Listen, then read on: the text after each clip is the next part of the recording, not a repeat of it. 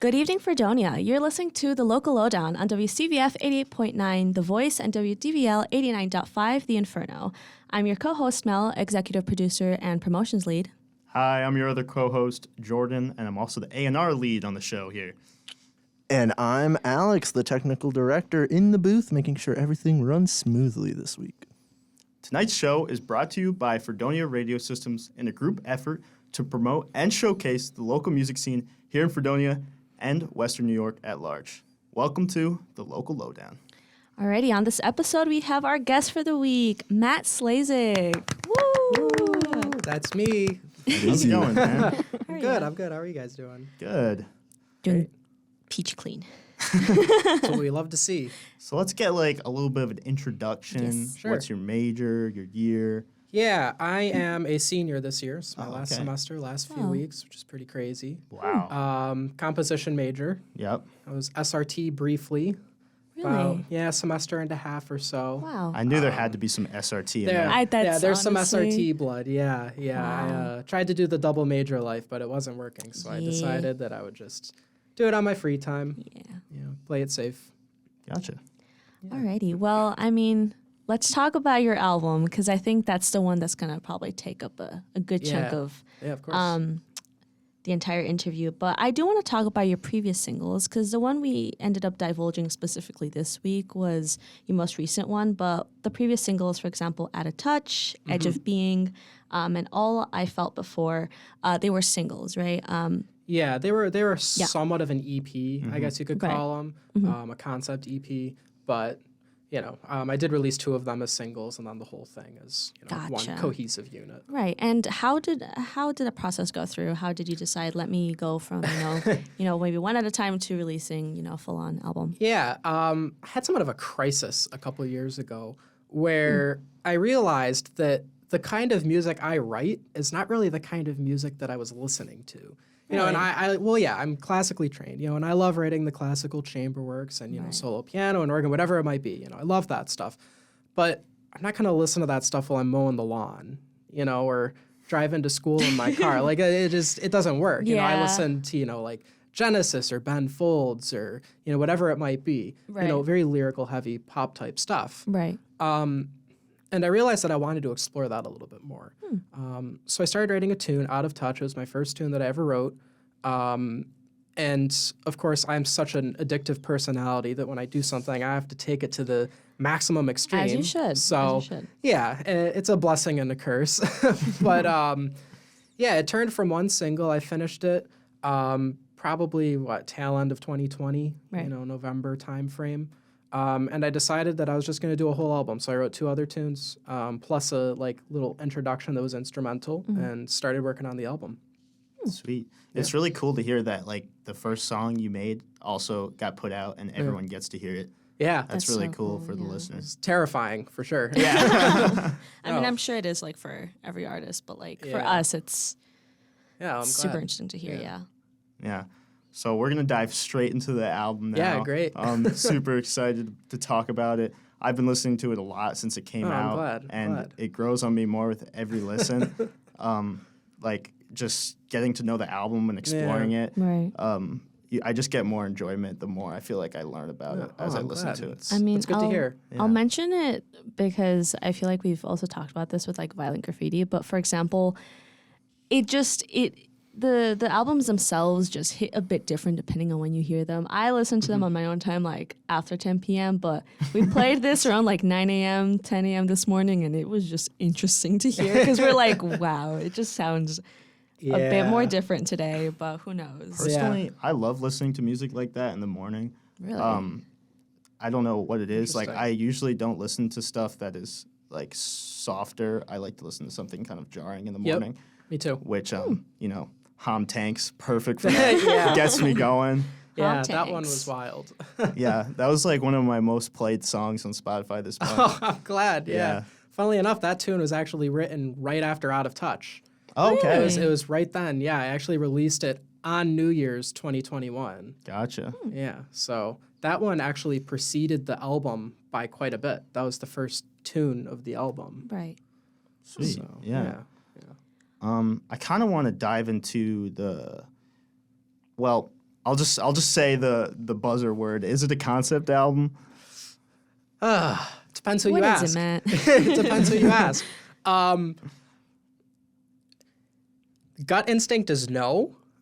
You know, at least during initial conception, it wasn't. It really was just a collection of tunes, you know, sort of all revolving around the same sort of sound world and idea, I guess. Right. But definitely, like, the last 4 or 5 suite of tunes definitely has a dramatic arc to it that you might consider a concept. Yeah. When I listen to it, it feels very cinematic to me. Yeah. And that the tail end of the album was structured that way. You know, you've got For Whom the Bean Tolls, which is fear, Corn and Depression, which is depression. Right. Whatever this is reconciliation. Cat is suicide. And then God is a Sheet Pizza is arriving at the pearly gates. So sort of an arc of sorts. But no, it didn't start out that way. It was far from that. This album really was just the product of wanting to do something different and something fun.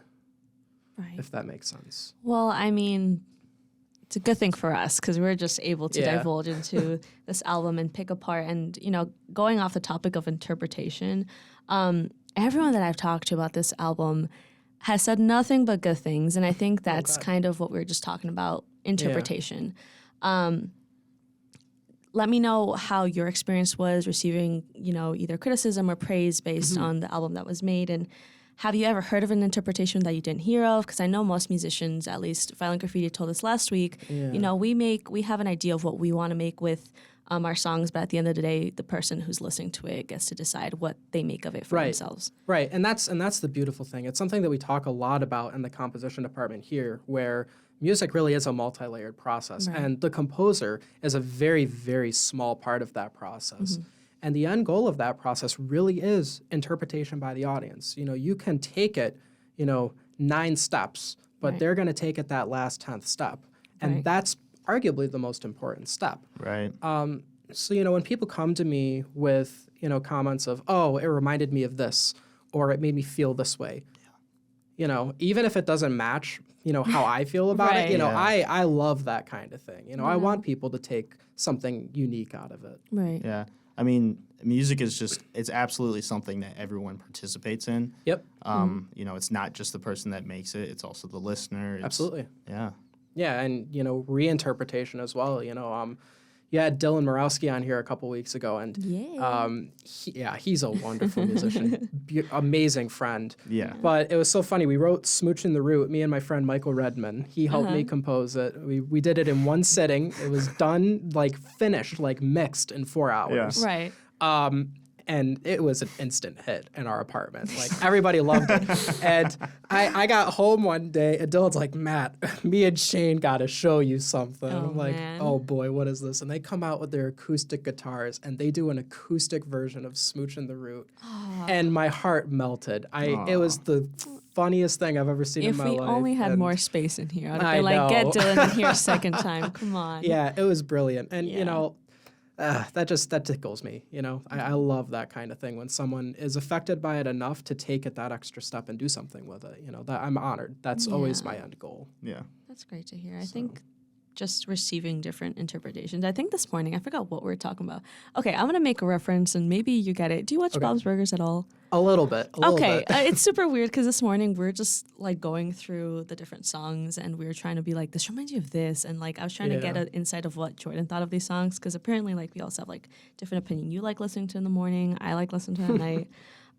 But for example, there's this like episode in Bob's Burgers in which like Jimmy Jr., he's like one of the, you know, not lead characters, he's a side character, but he ends up coming up with these things called museums, which are like poems and like music. Okay. And so like they're not long enough to be like a song, but they're short enough to be a poem. And like that's not necessarily what I described like your music. It was more so like just the very vast different topics in between. Because one of them was just like I'm not gonna sing it because God, but it was like, what if God's name was Todd, or just like one little piece was just like cars, and like that's kind of like, I don't know why, in what sense, but that's just kind of what the idea that it gave it to me. Just, it's so vastly different, and you end up explaining the different topics. Always bringing it back to Bob's Burgers.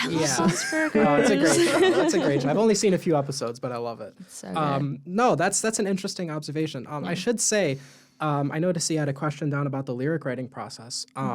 Usually my lyrics start with a concept, and then it's, I don't even know how it happens. It usually happens when I'm in the bathroom on the toilet, to be honest. That's when That's I the have... best place to come up with a question. I'm like borderline, like I'm going to get staff paper laminated and just hang it in the shower, with a dry erase marker. So if I have an idea while I'm showering, I can just jot it down. But a lot of the concepts come out when I'm playing Rocket League, which is, Car soccer. Yeah, car soccer. Car I know. soccer. I am 12. I am 12. No, but all of 90% of the things on this album came out during that game. Like, for example, Tom Tanks. I don't know why, but I scored a crazy goal. I was playing with my friend Graham and Eric, who also collaborated on this. Eric was the vocalist for whom the Bean Tolls, and Graham was my mastering engineer, and he also mixed Kafka-esque and Sandal Stair. And I scored this goal, and for some reason, I just yelled Tom Hanks at the top of my lungs, and just out of nowhere. I don't know why, just crazy brain, but it stuck. It started to be the thing that we yelled every time. So when it came time to write a stupid tune, there you go. Yeah. I love that song. Honestly, Tom Tanks has now been made into its own like verb. Yeah, It's just a way to describe a I'm feeling. Tanksing right now. Yeah, Tom Tanks, that's good. Have you seen the music video for it? I have not. There's a music video? There's a music video for it. Oh my God. That was the missed that? initial. That was the initial conception. Hey, that's on the A&R. All right. I'll take the blame for that one. No, cut the taste. We're gonna go watch it. BRB.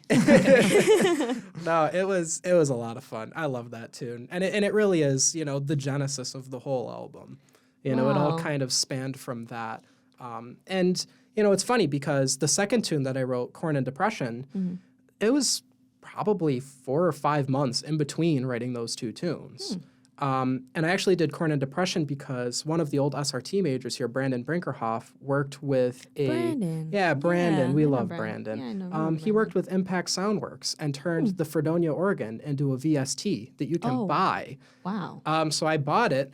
And I was like, man, I got to write something to showcase this, test it out. Right. So the organ pad in the background of Corn and Depression is the King organ. It's the VST of the King organ. That's so cool. And I wrote out this instrumental thing with drum loops and some synth lines. And I was like, this needs words. This needs lyrics. And I asked Graham, I said, what is this tune going to be about? And he said, Corn and Depression. I said, why? He said, well, you live in the middle of corn out in Tully, and you're depressed. I was like, all right. And I was sitting there, I was writing out lyrics, and like, you know what, I'm not gonna do this. I'm gonna pay homage to like Tool does a lot of like preacher type stuff over top. So I just took out my microphone, my Rode, NT1, and I plugged it into a distortion unit, and I just one take, just did it. You know what? And it worked well. Yeah, it's one of my favorite tunes. It did. And I finished that, and I looked at that, and I looked at Tom Tanks, and I said, man, that was a lot of fun. It turned out really well. Maybe this is the way I need to be going right now. And I just chased it. And that's what happened. Yeah. I am looking at this Tom Tanks video right now. Oh, come on. It is quite... It's a lot. Wow. It is a lot. Who's that fella in the Hawaiian shirt? That's Eric. That's Eric? That's Eric. Yeah, Shout out to Eric. He printed out a picture of Tom Hanks to put on his paper bag, but his printer was out of ink, so it's got this sickly green color that's just terrible. We need to make like some type of This is marketing to like video production. make sure that Tom Hanks gets a hold of this. Like he has to see this. I tried. I added him in my tweet. It was my first ever tweet. New year, new me. For you, Tom Hanks, my first tweet. And there was a link to that video. We gotta I share really it. like the triangle that is a clothes hanger. Yeah. Big fan of We that. also forgot to mute that video, so if you listen closely, you can actually hear the coat hanger being hit. Oh. Well, Whoops. there you go. Fantastic. Yeah, it was fun. Yeah. Well. I'd like to talk a little bit about the other contributors to the album. Sure. I don't know why I said that so weird. Contributors. Contributors. That's Yeah. fancy. Yeah. So do you want to you've listed off some people already? Yeah. Well, obviously the album couldn't happen on its own. I did the bulk of the work. I did all of the production, all of the mixing, except for those 2 tunes that I mentioned. And Ray Ferran did the God is a Sheet Pizza. But he's, I guess, we all love him. He's so cute. But I guess that he's like the next biggest contributor would be him and Jeremy Ray. Gotcha. They helped me, they were my in at the studio in Studio A, and we did all of the tracking with them. Turned out really amazing. And then there were a host of musicians. And the amazing thing, I mentioned this to you before we started the interview, I don't really perform my own music all that much. Yeah. Largely because I don't really consider myself much of a vocalist, much of a pianist. I'm sure there are We people beg who to differ. very much disagree We are with looking that. at it. Yeah, I don't know how long of a keyboard that is, but Yeah. she But, doesn't have a name yet. But we'll figure it out. Ross. That's goal. Ross, yeah, that's great. No, one of the great things, though, is there is a degree of detachment I have from the music in terms of a performance standpoint. Because what I bring to the table, is really functional. I'm singing this to figure out how the piece is going to sound. right. And then what I can do is I can say, I talked about these layers of interpretation, these layers of, musical perception. I think the next most important layer is the performers. I think the performers always bring something incredibly unique to the Yes. table. Right. For example, when I did Kafka-esque and I brought Ross in to sing that, he took it in like the exact opposite direction that I expected it to be. And I love that. Yeah. So what I do is I finish these tunes and I look at them and I say, what do I want the general sound of this tune to be? For example, Sandal Stare, which is an homage to one of my favorite bands called Frost, which not many people have heard of, but a lot of the never heard of drum them. loops and melodies were borrowed from them. And I looked at that tune and I said, I want this to be a standout piece on the album. I want it to be very different. I want it to be more akin to my first EP, which was very progressive rock heavy. Prog rock. Prog rock heavy, very inspired by Genesis and Frost and Porcupine Tree. And I said, who are people that I know that love that kind of music and play it really well? Well, Cameron Seib, one of my best friends, absolutely phenomenal guitar player. And, the spark of our friendship was our mutual love for Genesis, particularly their 70s period progressive rock stuff, which is just incredible. Right. So I brought him in to do all the guitar work. I said, all right, who is going to do vocals on this? I said, Gabe Rains, who sang with Voyeur Motel, if you know them. Ah, yes, I do. Yeah, so I brought them in, and it just fell into place, And the direction that they take it, looking at the tune and saying, I'm going to solo this way, I'm going to have these kinds of textures in the backgrounds. My writing is still fundamentally there, Right. but they help shape it in a really unique way that I couldn't on my own. I think that's a really interesting take because I feel like, Yeah. at least nowadays, a lot of people or artists who, are songwriters themselves, they obviously, for the right reasons, take credit for a lot of the work that they do Yeah. because everything they do themselves. But, as you just said, you create the basis of what a lot of this is and you give it to someone else to kind of make it their own. Absolutely. And I think that's kind of like one of the, along going with interpretation, but you're able to like look at this song and just be like, you know what, they took it in a completely different option, but I appreciate it and Right. I want that. Yeah, I am a very firm believer that, how do I put this? I feel like you can make pretty much any idea work. If you can put it Yes. down on paper, you can make it work. And I have spent so much of my compositional career, which isn't that long. I've only been writing for probably 6 or 7 years at this point. But, I spent, 4 or 5 of those years fighting the music, saying it needs to go in this direction. There was a point in time where I wouldn't write down a chord if I didn't know what it was. And I look at that now and it's so silly. Music is just going to go the direction it needs to go. Right. It doesn't matter if the idea is good or bad. It's what you Right. do with it. What a juxtaposition from like Yeah. your first, train of thought and Yeah, now you're absolutely. completely in the other Yeah, way. so I really, really do want to make sure that, when I give someone a piece of music, that they're able to shape it in their direction and just roll with it. Because, we all have musical instincts, and if you just trust them, it'll work out. Yeah. So, Yeah. I just let people put down what they want, let them put it to tape, and I work around it. Yeah.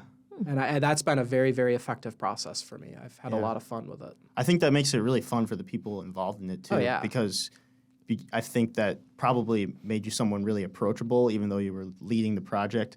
And you have all these people that you're getting involved. I think I described this Yeah. to someone like the like Mason Hall DJ Khaled album. Yeah. Oh my god. Because like the way you're like bringing people in Yeah. the room, or like even like a Kanye thing if you want to do someone that's like We need a more sticker. hip and Yeah. Sticker Yeah. ready. I mean, I guess another example of that, and I do want to point this out because I've had numerous people ask me, like Turbo Laser Pizza Party, second track, has been the overwhelming most favorite song on the album, which is interesting because I wasn't expecting that, but Wow. people really like it.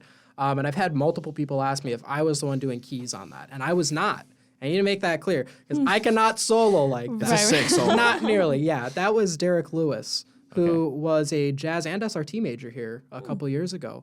And he transferred to the New School in Manhattan to study jazz piano, and he's a monster. Yeah. And I sent him the project file. And I said I would love if you could solo over this. And he had a keyboard like this that he plugged right in. And I think that solo was his first or second take. He might correct me on that later. But he sent that to me. He said, "Here's a rough take." I'm like, "Yeah, rough, okay." And he, for his, 4 or 5 months after, they said, "Yeah, I'm gonna get you a new take soon. I want to do a new take. I think that's." And eventually, it got to a point where, especially when I brought in Augie Bates, Right. he did the saxophone Augie. solo. Yep. Yeah. And he did this thing where he dovetailed out of Derek's solo. He took the rhythmic motif that Right. Derek had at the end of his Yeah, it, solo, like, and he slows it played down, into kind that. of. Yeah. And I, when that happened, it was a magical moment in the studio. And I said, Derek, I think that I kind of want to. I love your reaction to that on the Yeah. album. When you hear it, I love how your Yeah. voice is interspersed in it. Like my when Derek's doing the solo, you're like, let's get it. Yeah, let's get it. It Yeah. makes like an album that's comprised of many things, like with your voice throughout it. I Yeah. feel like it makes it feel very genuine and personal. Right. And I really think that's a creative Yeah. and interesting part of the album. Yeah, that was all audio from a pizza party. I wasn't even there for that. I Really? wasn't there for that. No, it Oh, was wow. after the tune was done, and Graham and Eric, and one of our old friends were having a pizza party, and Graham was like, "Matt, you want me to just get some ambient recordings for you? You could just do something with them?" I was like, wow. "Oh, absolutely!" And I just cut them up and put them in there. So that's and not your voice? It's not my voice. Oh, no, wow. that's Okay. Graham, my mastering engineer, and Eric Gotcha. and May, and yeah, it was a lot of fun. Wow. But, I eventually, back to what I was saying about Derek really quick, I told him, I said, Derek, I mean, I want you to be happy with your solo, obviously, but I think that this solo works perfectly, and I think that you had the right instinct when you first did it, and I'd love to keep it. And he said, go for it. And we kept it after after just that one take. And Right. it worked really well. It's an amazing solo. It still boggles my mind. I mean, Yeah. I obviously was under the impression that, you've collaborated with a lot of people, but my goodness, I'm falling down a loophole of just like, oh, and that person, and that person, it's and a lot that of names. person. It's a Yeah, lot of it's names. really cool to see so many Wow. people involved. Yeah, it was a lot of fun, and so I cool. guess that the last track, "God Is a Sheet Pizza," was a really nice way to round that out because that was for mixed ensemble. That wasn't a set instrumentation. That Yeah. was I put a Facebook event out and said there will be a sheet pizza. Show up if you want pizza and to play some stupid music, and had a bunch of random people show up, and it was a blast. Yeah. That is great. I'm really glad you're talking about that because I had to ask about Yeah. that song. Any other questions? I'm happy to answer because that was a Yes. project. That was a little strange. Well, all right. Let me head to, I guess, a question that, I mean, it's based off like a question we asked earlier, but you've, as you know, like your previous singles, they have more of a different sound to it, and obviously this new one, you could argue that is also very different than Yeah. what you've put out before. Have you established your sound already? Is this something you're still looking to change? Do you think it might change in the next year? Like how? Yeah, I don't What are know. we looking right now? Right now, I'm chasing down various rabbit holes. I just wrote a jazz chart for one of my friend's jazz recitals that's just a riot. His trumpet comes to life in his hands while he's playing it, and he has a conversation with it on stage. It's really stupid. But, I'm still, I wrote a waltz in 5/8. There you It's kind of all over the board, and that's something that I really like. I like being able to jump back and forth. Keeps it interesting. Yeah, it keeps it interesting, Yeah. and that's the case with a lot of composers. There was this composer named Alan Hovanes. I believe I'm pronouncing his name correctly. And he wrote, Lord knows how many pieces of music, and halfway through his life, I believe it was Alan Hovanes. I might have to fact check that afterwards, but he burned everything. He completely purged his output about halfway through his life and started from scratch. It's That's true. I mean, I know that having a sound in this industry is desirable. but I also don't really know what I'm going to do yet. So I'm not necessarily opposed to just exploring things. I've got a prog rock EP out. I got this album. I'm working on other stuff, and I'm open to the change. It makes it interesting for the listeners, too. Yeah. I wouldn't say that you have to choose a sound to have success. I was more so just curious because, like, after explaining, like, where you were in terms of, like, your majors and stuff like that and what you're experimenting on, like, I'm sure he's not done yet with what he's experimenting with. So I just had to, like, ask a question. It is all over the board. And like I said, I'm trying not to get locked into anything because, if I want to write more meme music, I can always go write more meme music. I do that all the time. Please. Yeah. But, hey, man, I'm here for it. Classical music, I still like doing that. I like dabbling in jazz a little bit here and there. Mm-hmm. There's a lot out there, and I want to make sure that I'm hitting all of it. There you go. So, Yeah. Okay. Alrighty, so now we're going to head off to our acoustic set. Okay. You're going to be playing 3 original and 2 covers for us today. So feel free to, in between, explain if there's a backstory, if there's anything you'd like to add. Sure. But the stage is yours. All right, well, I guess I'll get going then. This is a tune I wrote a couple days ago called OCD, or Obsessive Compulsive Cannoli Disorder.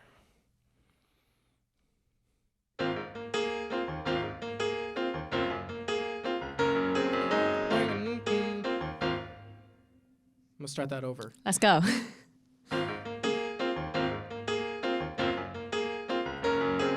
Washing machine, keeping it clean, gotta stay lean. Doing a dance, folding my pants, taking a chance. I'm living my life by a factor of 5, the prime of my life. A step at a time, always 3 at a time. I swear that I'm fine. Swear that I'm fine. Swear that I'm fine. Picking is it, having a fit. How is this it? Staying up late, cleaning my plate. Boy, what a state. I'm living my life just a day at a time. The calendar lies. I'm stuck in a funk, but I'm all out of luck. I just have a buck. Only a buck. Only a buck. Waiter, waiter, please take an order. I need some sort of mental order. I'm in a lowly state without my pastry plate. Obsessive compulsive cannoli disorder. Disorder?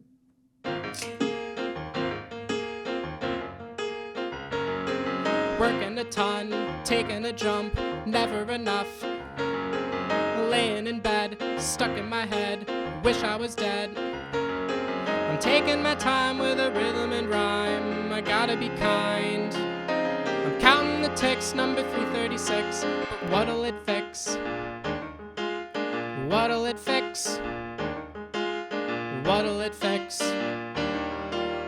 Waiter, waiter, please take an order. I need some sort of mental order. I'm in a lowly state without my pastry plate. Obsessive compulsive cannoli disorder.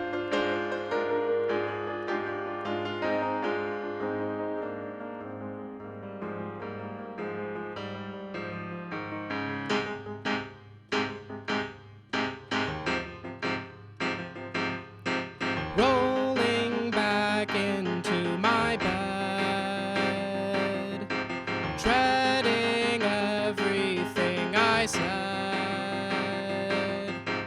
Dumb and uncomfortable, simply avoidable, sloppily chiseled in stone, carving while I am alone, waiting for this day to end. Countless patterns plague my head, counting to 10 again, doing the deed again, scrolling the feed again, waiting to be again, hoping to see again, feeling inept again, waiting to eat again and again and again. Oh, waiter, waiter, please take an order. I need some sort of mental order. I'm in a lowly state without my pastry plate. Obsessive compulsive cannoli disorder. again.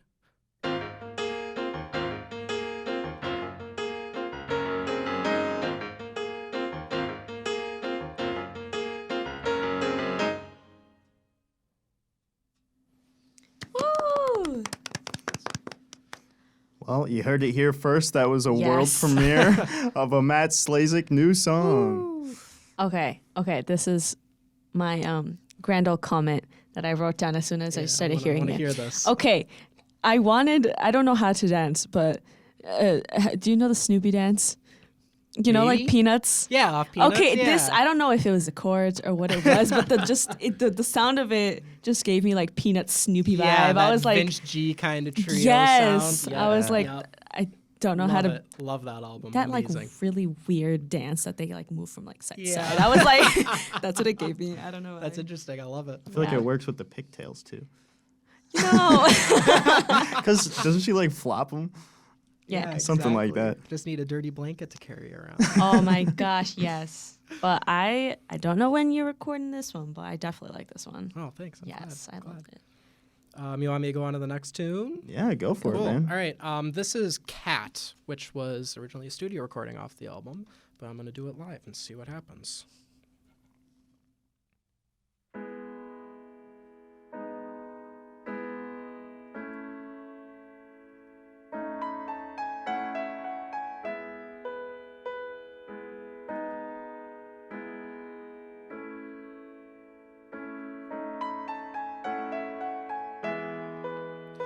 Fall asleep, driving home. Think I might have killed a cat. Oh my, oh why I wasn't high, trotting by dinner spy, now he's flying.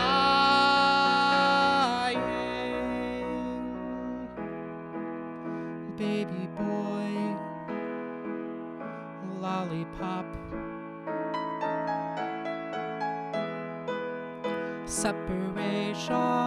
separation, you cry a lot. Oh please, you see, it wasn't me. I'm not the one made of thumbs on that nasty rug.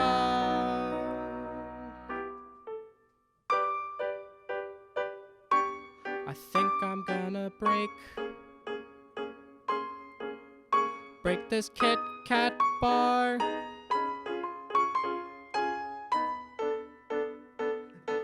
And jump off a bridge.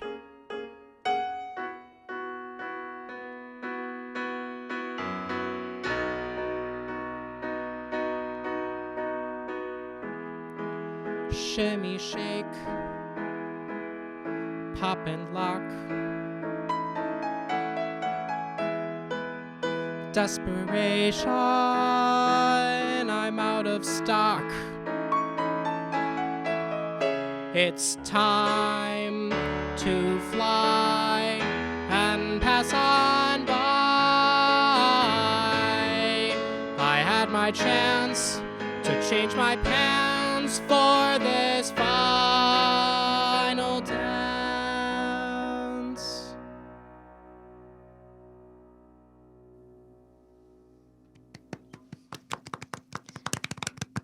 Thank you for that, Matt. Thank you. That's one of my favorites on the Yes. album. Yeah, I'm glad. It- That one turned out really well. Yeah. Yes. I mean, I was interested to hear how it would sound live because like Yeah. I mean, it's our It's synthy. yes. Yeah, very much so. I mean, And- there's strings in there and trumpets and everything. Not spoil it, but Jordan decided to make it the outro song and it Yeah. suits so well. I'm glad, yeah. Yeah. Talk about an outro, all right. Yes. Cool. You want to move on to the next tune now? Sure. All right, I'm bringing in my friend Ross Wiley. Woo. Welcome to the show, Intimidable. Russ. I don't know if that's a Ross. word. Yeah, I love Ross. He's a legend. He sang Welcome, the Ross. premiere of this piece both in the student composers concert as well as the studio recording, and he killed it. And he's putting on headphones, I think. Can you hear me, Ross? Yeah, I can Yeah. hear you. All right, Yeah. sweet. You ready to give this a go? It's been a couple months. It's been a couple months. It's been a couple months. We got it. Hey. So wholesome. All right, ready? Yeah, let's go. All right, I'll be watching you. All right. I shall be watching as well. Remember to introduce yourself. Oh, I have to introduce myself? No, the song. Oh, the song. Yeah. Okay, yeah. Well, I am Matt Slazik. Not that formal. Yeah, okay. This is Kafka-esque. A tune I wrote. An old friend of mine came up with the concept, and I fleshed it out in a tune, and I love it. So. You're coughing like a cat. Listen to your throat scream and shout. I have my doubts of where your head is at as you struggle through this alley like a rat with grout. So come, dear, listen close. If by chance you live beneath a rock, I have a magic cure for all your woes. For the simple price of tuppence or a soul, I joke. And it will help you. You're saving time by renting mine. I'm building an enterprise, a prescription paradise where finally I'll name my price and they will pay. Listen to them choke on my industrial smoke. I'm never giving away.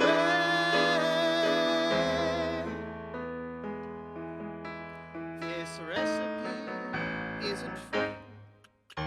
It's patented in my registry. You may look through all the books that you can find, but the compound is proprietary, a legal bind. And it will help you. You're wasting time in my lies. I'm building an enterprise, a prescription paradise where finally I'll name my price and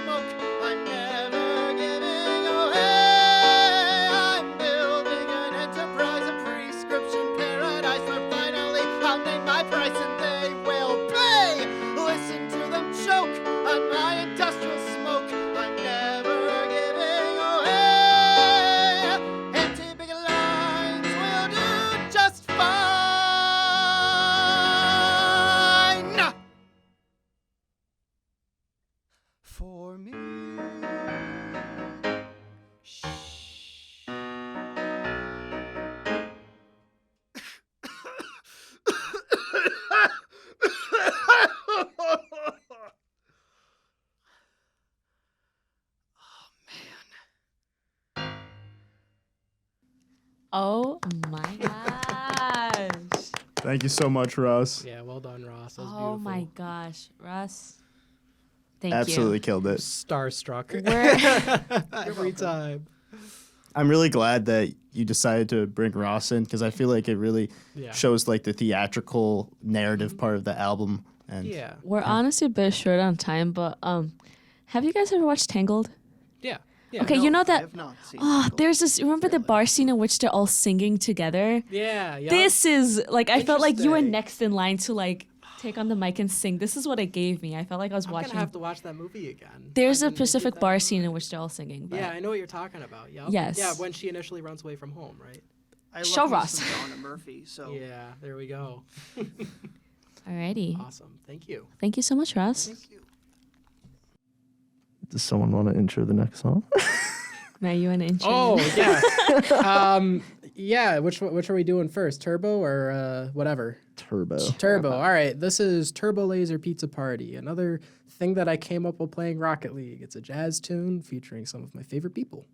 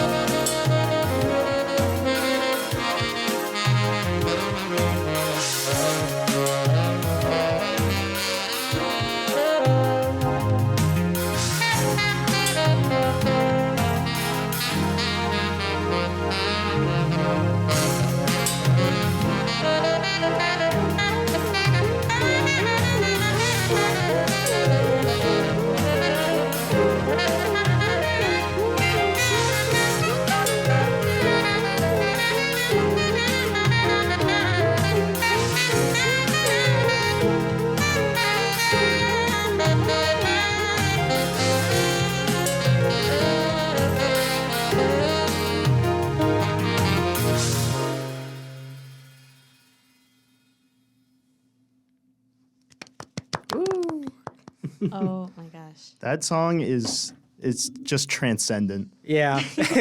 I listen to it all the time. It's so fun. Yeah, I love it, man. Makes me like I'm Thanks, in a thanks. video game. Just Yeah, exactly. Yeah.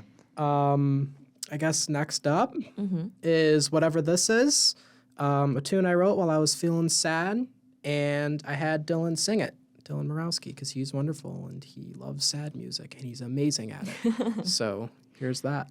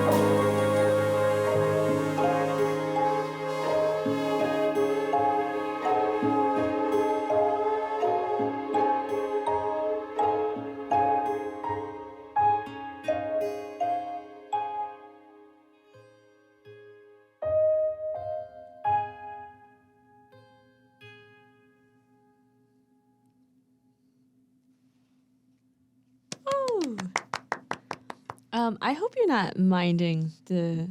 I'm a big sucker for like movie soundtracks. I listen to them all the time. Yeah, they're wonderful. I don't know. I felt like I was in Caroline. Okay. Yeah, I don't know what Yeah. it was. I'm not sure if it was like the distinct like Yeah. one Dylan's voice fit right in. Yeah. I don't Amazing. know what it was. It He's just- incredible. But I don't know. That's Yeah. initially what it gave me. But No, that's great. I appreciate that. Love that movie. it's such a good movie. Yeah, it's amazing. All right. So we're gonna roll into our final question, Okay. which is it's gonna go back to the Bob's Burger thing, but Okay. but stick All right. with me. All right, I'm with you. So this morning, Mel and I are just hanging out in the station, kind of Yeah. listening to stuff together, which is something that we don't always do, but we're gonna try and start doing. Start listening to the Yeah. music together, and having Sure. a conversation about it Different beforehand. interpretations. Yeah. Yeah. So one of the things that she said is she was talking about For Whom the Bean Tolls. Yeah. And she said how it reminded her of. You're like looking at me like, what is he gonna say? She said how it reminded her of like going into a museum exhibit and like you're learning all about these beans and stuff, and Yeah. it really like hit home to me, and I really like latched onto that because I kind of started to picture your album as almost like a museum where I'm walking through different exhibits, and like there's a variety of all these different Yeah. topics, and you only get a little bit of time to be in like each one Yep. before you have to move on to the next thing. Yeah, that's an interesting point. And I've found that your album really hits really well for me in liminal spaces, like if I'm walking through like a very Yeah. long hallway. Yep. listened to Turbo Laser Pizza Party like that many times in the McEwen hallway. Yeah. Oh, that hallway in particular. Yep, I know exactly what you're talking about. Yeah. So I don't know. Do you feel any of the stuff that we feel? I can see that. Yeah. I mean, like I said, so much of it was just creating unique sound worlds and exploring, what I can do, pushing myself outside of my comfort zone a little bit at a time and putting it together. So I can definitely see why you would get Something quick I wanted to say. Obviously, you can see how much it means to us and the different interpretations that we have. Is there any particular moment in the album making or just creating the songs that stick out to you? In terms of the piece, it's the music itself, or in As terms a of the whole. creation process? You know what? Sure, Just what's the whatever's your first thing favorite that part comes to about you?